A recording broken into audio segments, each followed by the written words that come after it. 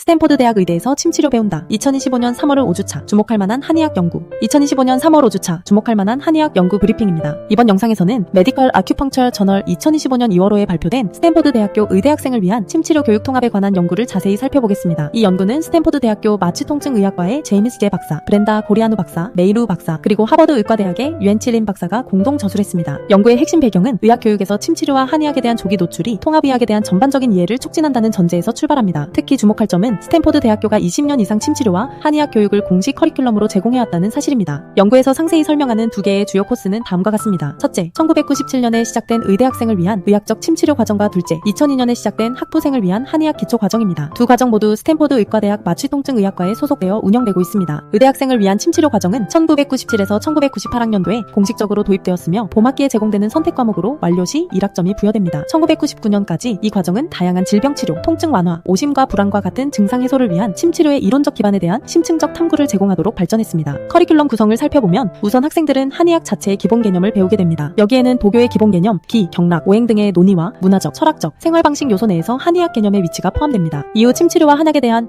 현대 과학적 이해로 진행하며 기초 과학 및 임상 연구에 대한 엄격한 분석과 함께 연구 결과의 임상적 활용을 강조합니다. 실제 교육 방식은 이론과 실습의 균형을 중요시합니다. 10시간의 강의, 토론, 워크숍과 함께 실습 세션이 핵심 구성 요소로 포함됩니다. 실습에서는 직접 찾거나 기기를 사용한 경혈점 확인, 혈의지압, 침 다루기, 자침하기, 과일의 침 시술해보기 등 침치료 기술 등을 점진적으로 학습합니다. 2005년에는 요소가 증가하여 의대생들에게 총 22시간의 교육을 제공하게 되었습니다. 학생들은 처음에 168페이지 분량의 인쇄된 교재를 제공받았으나 현재는 전자 형식으로 학습 자료가 제공됩니다. 최종 평가로 학생들은 문헌 검토와 심층 분석을 통해 자신이 선택한 주제에 대한 최종 논문을 작성하며 선별된 논문은 학생들이 추가 토론을 위해 수업에서 발표합니다. 한편 2002년에 스탠포드 인간생물학과는 스탠포드 대학교의 의과대학 예비과정의 일환으로 고리아누 박사가 가르치는 한의학에 관한 1학점 학부 과정을 제공하기 시작했습니다. 이 과정은 의학적 침치료와 한의학에 대한 포괄적인 소개를 제공합니다. 2024년을 기준으로 이 학부 과정의 커리큘럼은 다음과 같은 주제를 포함합니다. 한의학의 역사, 경락이론, 오행이론, 침치료 작용의 분자적 기초에 대한 기초 과학 연구, 침치료와 기능적 자기공명 영상 간의 관계, 무작위 대조군 임상시험과 같은 침치료의 임상연구 방법론 등입니다. 특히 오심과 구토, 통증 관리, 위장관 문제, 수술 전후 관리에서 침치료 효과를 연구하는 방법론을 다룹니다. 또한 실습 시험과 학생 논문 발표도 포함됩니다. 두 과정 모두 매년 10명에서 30명의 학생들이 등록하며 의과대학 과정은 28년 동안 성공적으로 운영되어 왔고 참가자들로부터 지속적으로 매우 긍정적인 피드백을 받고 있습니다. 연구진은 이 교육 프로그램의 특징으로 이론 교육과 실습 훈련이 모두 포함되어 있어 학생들이 이론적 기초를 이해할 뿐만 아니라 침치료 기술을 적용하는 실제 경험도 얻을 수 있다는 점을 강조합니다. 또한 스탠포드 교수진과 전문가 초빙 강사들의